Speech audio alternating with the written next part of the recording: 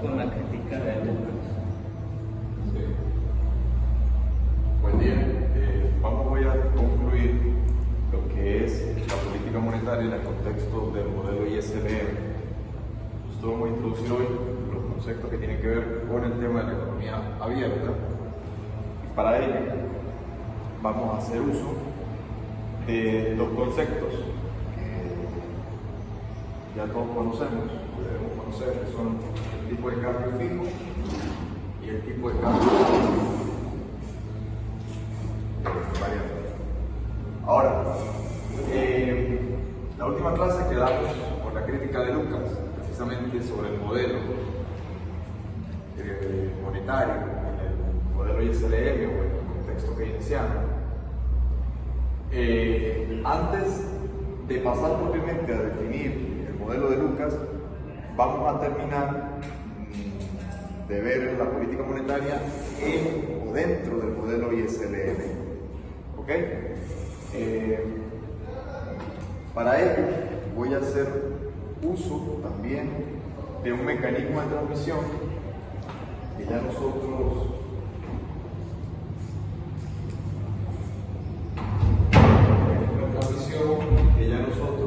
vimos, que tiene que ver con el hecho de que cuando hay un cambio en la política monetaria, hay cambios en el tipo de cambio que afectan las exportaciones y por tanto eso afecta al producto. ¿Okay? Entonces, la clase de hoy tiene que ver con efectividad de la política monetaria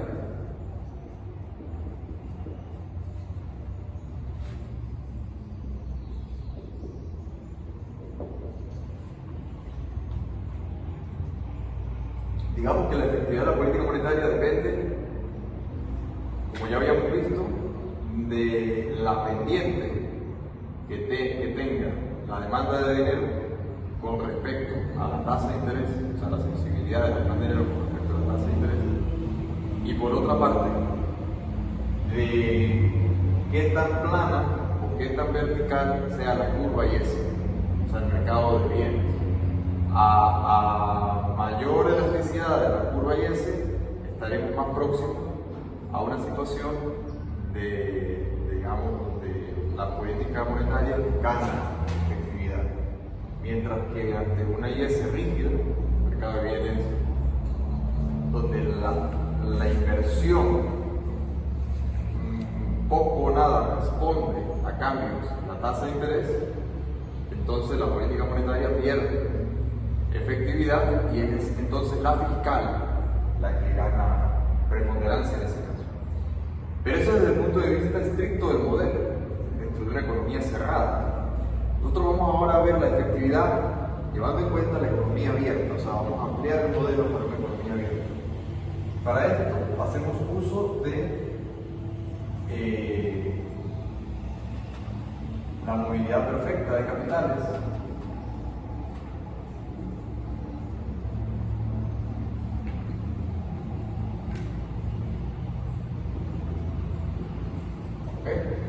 Hacemos uso de la movilidad perfecta de capital, que no es más que otra cosa que hay movimiento financiero entre países o entre economías, digamos así. Hay entrada o libre entrada de capitales financieros, de divisas, propiamente dicho. Y por otra parte, vamos a considerar el régimen cambiario.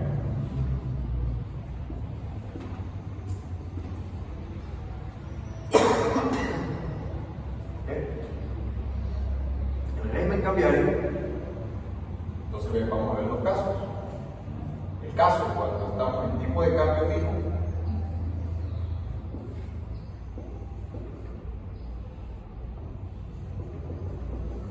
y el caso cuando estamos en tipo de cambio flexible.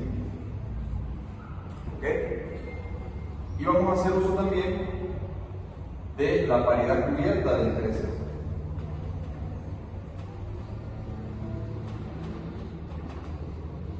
Paridad totalidad cubierta de intereses.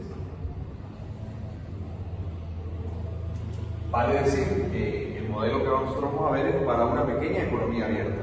O sea, para el caso de una economía grande, el modelo tendría otras consideraciones, con lo cual estamos llevando en cuenta también otro supuesto, que es una pequeña economía abierta. Esto era algo que ya yo les explicaba, que vieron internacional conmigo, que tuve acá. Cuando decimos que una economía es pequeña, no nos hacemos referencia al tamaño del país, ni siquiera al tamaño del Producto Interno Bruto, ni siquiera al tamaño del Producto Interno Bruto per cápita. No es una cuestión de volumen a lo que se refiere el término pequeña o grande. En economía, cuando hablamos de pequeña o grande, es qué tanto influyen los precios o qué poder de mercado tiene. En este caso, el poder de mercado es sobre un precio específico. Es poco o nulo poder de mercado en la tasa de interés.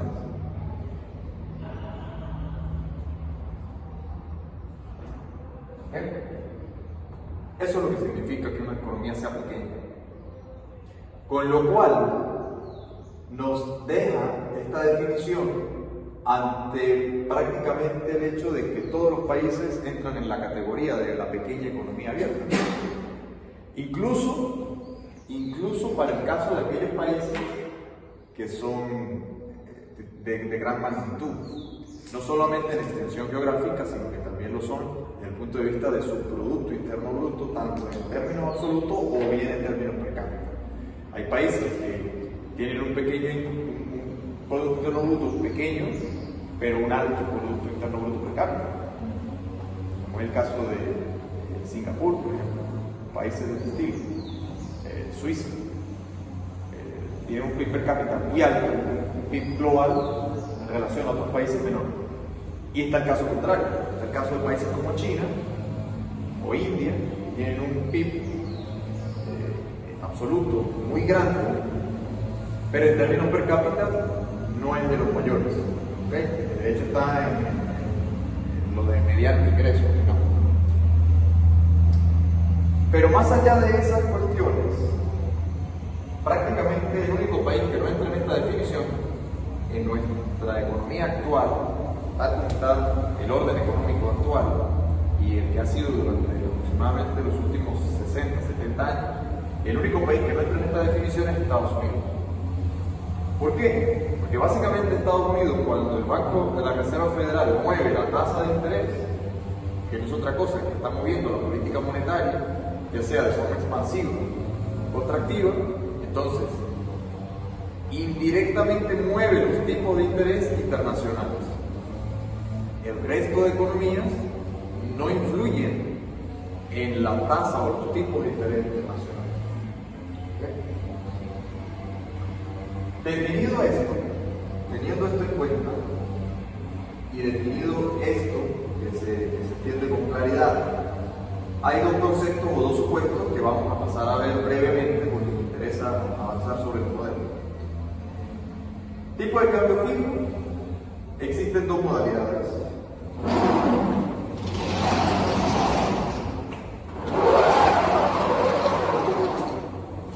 Existen dos modalidades. Tipo de cambio fijo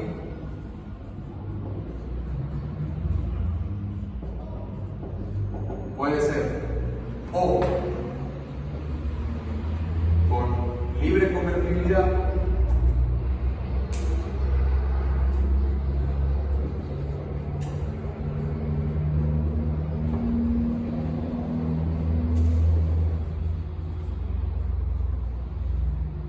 o puede ser con control cambiario. Esta distinción es importante. Es importante porque mucha gente tiende a confundir y asume que automáticamente el tipo de cambio fijo establece un control cambiario, no necesariamente. ¿Por qué específicamente en Venezuela buena parte o la mayoría de la población lo ve de esa forma?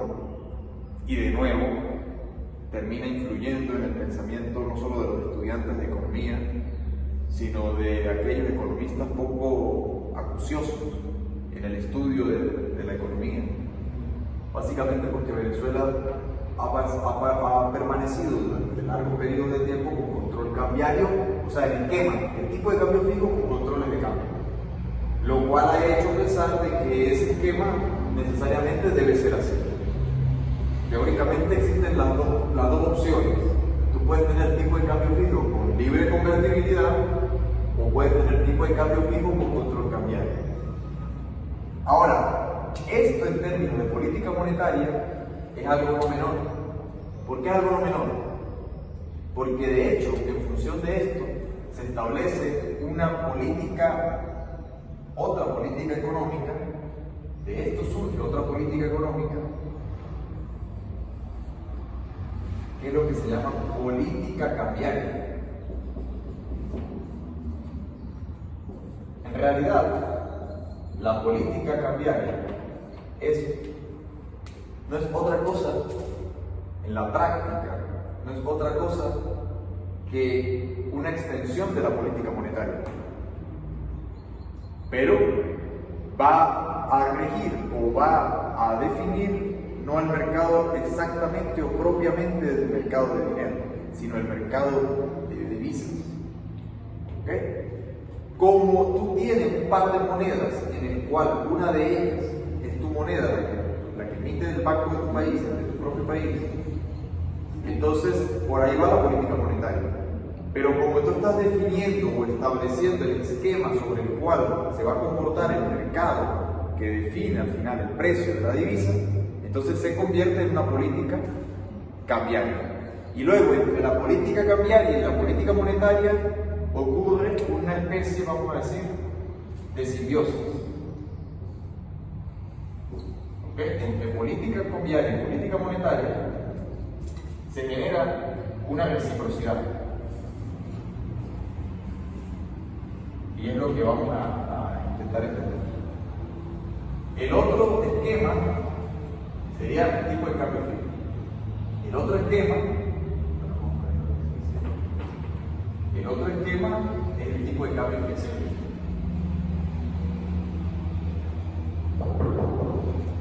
Adelante.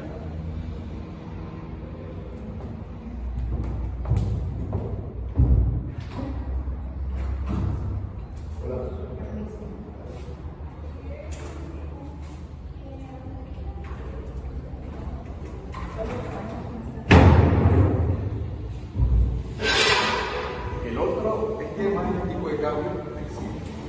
Ahora, el tipo de cambio flexible es aquel que responde a la libre oferta y demanda de dinero y divisas. ¿Okay? Entonces está definido por el mercado.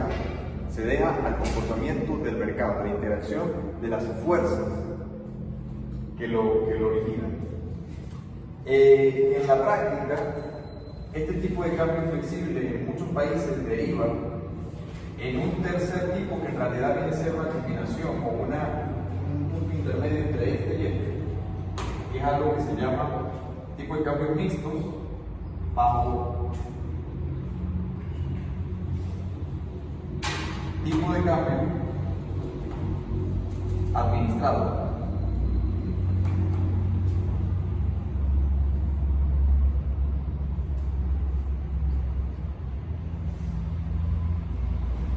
Vamos a decir, aquí sería libre flotación,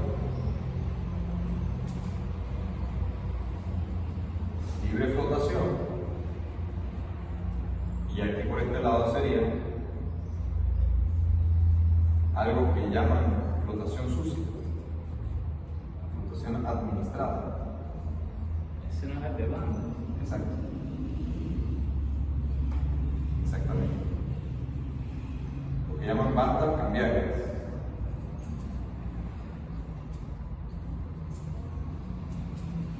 Y en realidad en las bandas cambiarias hay varios esquemas que se han ideado para administrarlo, ¿no? La idea básica es que tú defines un límite superior, defines un límite inferior sobre el cual dejas que fluctúe el valor o el precio de la moneda con respecto a la otra. Cuando el Banco Central observa que en el mercado se está depreciando la moneda, que sería el equivalente a que está perdiendo valor la moneda con respecto al dólar, entonces vende dólares ¿Qué es lo que está pasando? para mantener, exacto.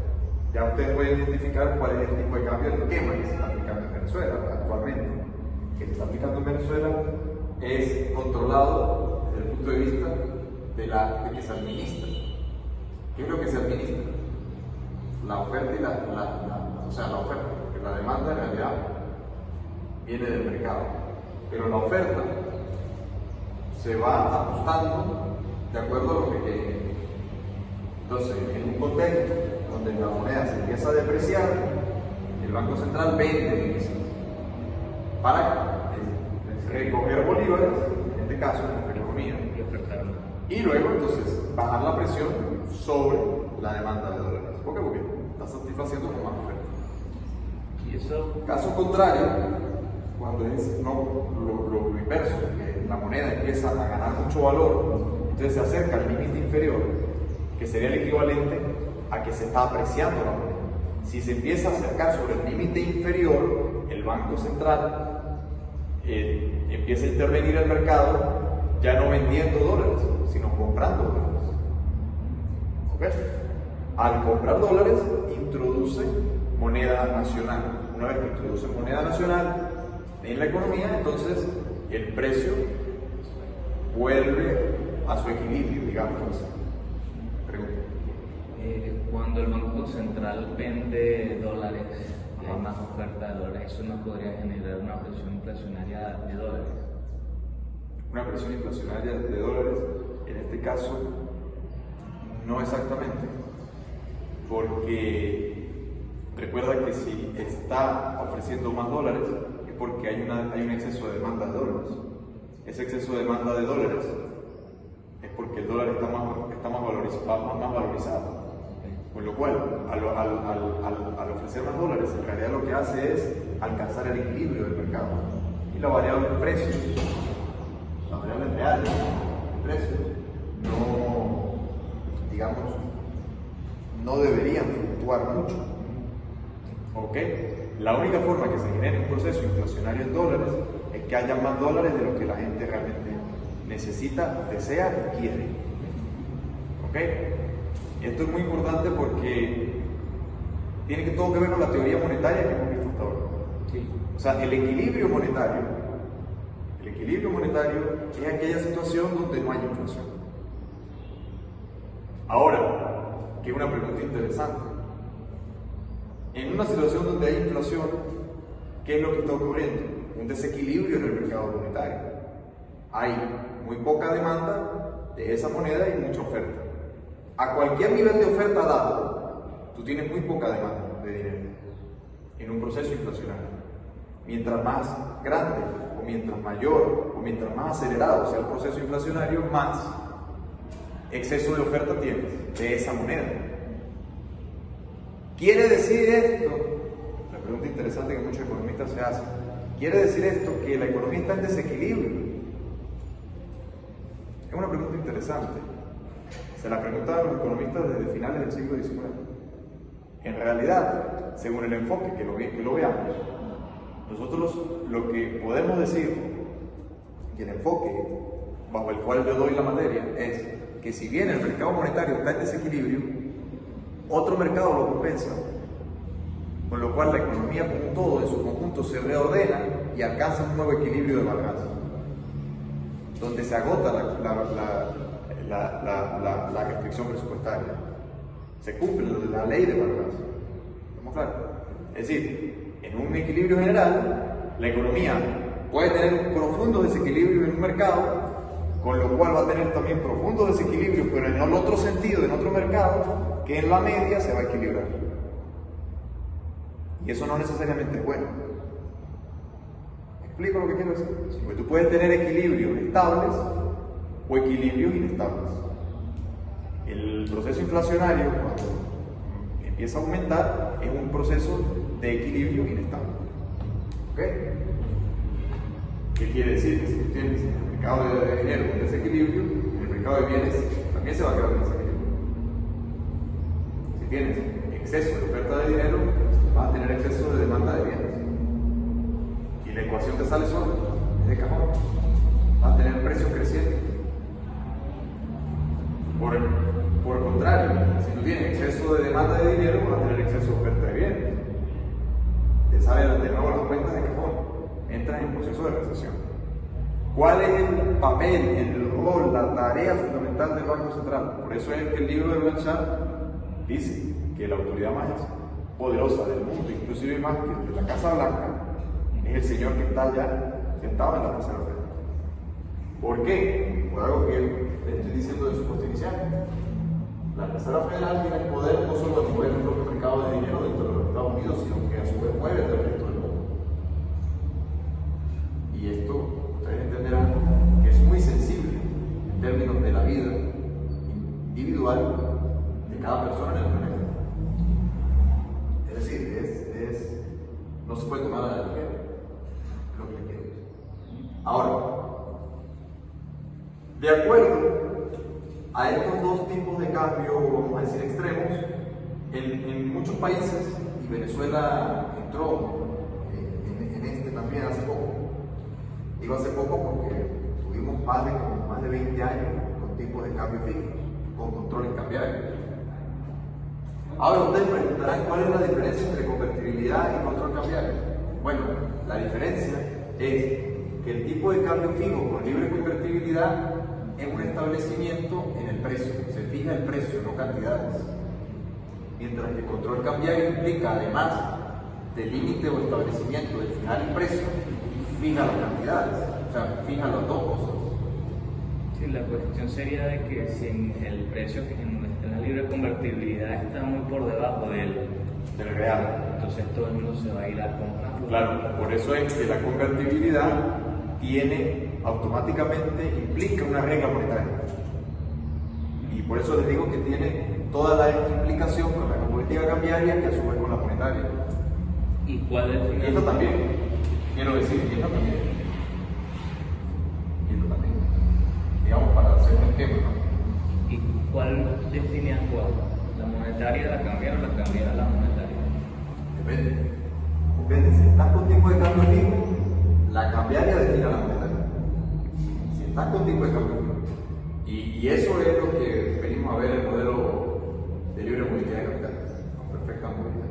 ¿Por qué? Porque si estás en tipo de cambio fijo, fija el tipo de cambio. Y al fijar el tipo de cambio automáticamente, la política monetaria tiene que subordinarse al tipo de cambio. De forma automática. Si estás en libre convertibilidad, la presión de oferta y demanda te puede vaciar o no las reservas. Y si estás en control cambiario, lo que te puede vaciar o no es la brecha entre el tipo de cambio real y el tipo de cambio nominal. Si se empieza a alejar mucho, empiezan a sucederse los problemas que hemos visto y hemos evidenciado en el país. Que tú tienes que el tipo de cambio oficial está por aquí y el tipo de cambio real, el de la calle, está por aquí. Y por ejemplo, lo que pasó aquí no fue tener un tipo de cambio fijo, pero la política monetaria no se subordinó a la cambiaria. No, aquí no se subordinó porque la monetaria se subordinó a la fiscal. ¿Okay? Entonces, teóricamente estos son los tres esquemas posibles. En Venezuela se han llevado en una época uno, en otras épocas otro, actualmente se lleva este. ¿Okay? El Banco Central interviene al mercado, pero el mercado flota. Pero lo tiene bastante ajustado, con lo cual, como muchos otros conceptos de la economía no son absolutos, hay periodos o momentos del tiempo en el que la economía está como si estuviese con tipo de cambio fijo, y hay otros en los que está como si estuviese en libre fluctuación. Ese es el tipo administrado, o sea, hay periodos. Otra cosa es de cuánta duración sea ese periodo, pero pueden haber 1, 2, 3 días en el que el tipo de cambio se está comportando como que si tuviese un tipo de cambio fijo. Y hay otro momento donde empieza a haber volatilidad y se convierte como si tuviese en libre fluctuación. Pero en cualquier caso el esquema actual es este. ¿Okay? Aclaro esto, o definimos esto para poder entonces definir la paridad cubierta. La paridad cubierta fue algo que ya yo en la materia internacional toqué el tema, pero aquí lo vamos a repetir. La paridad cubierta de intereses tiene que ver con cuánto rinde realmente un bono de la deuda soberana.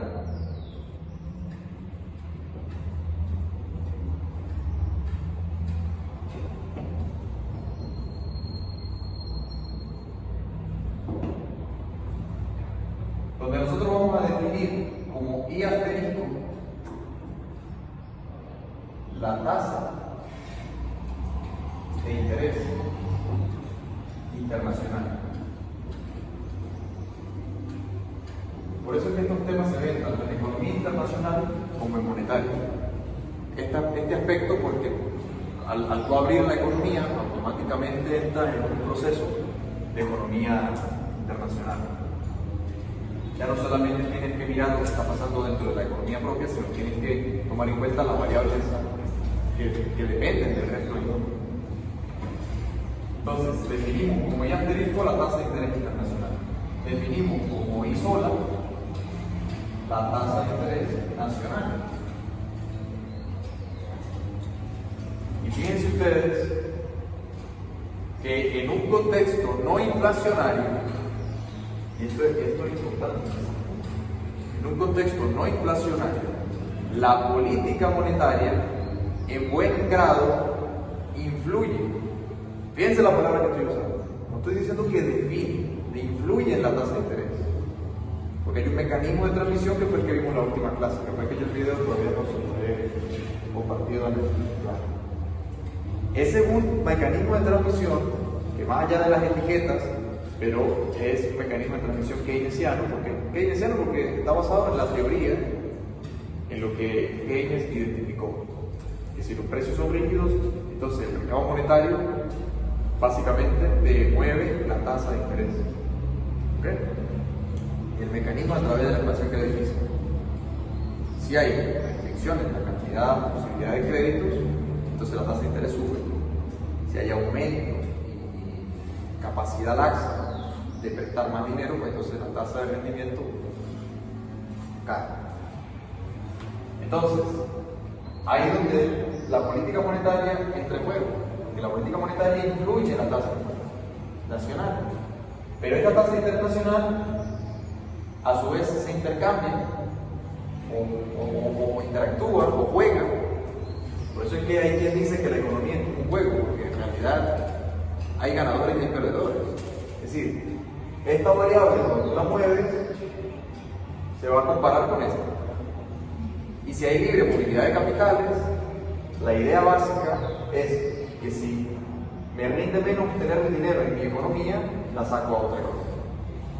Y si me rinde más, entonces de otra economía, traen a la mía. Ese es el juego básico.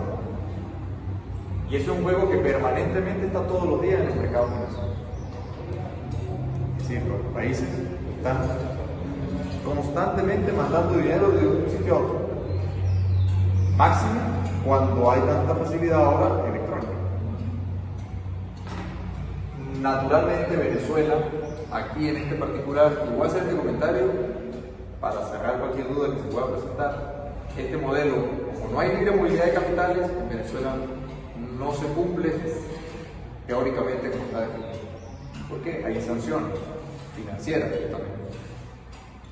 Ahora, en economías que no tienen sanciones, que son básicamente todas, existe algo que acompaña a la tasa de interés.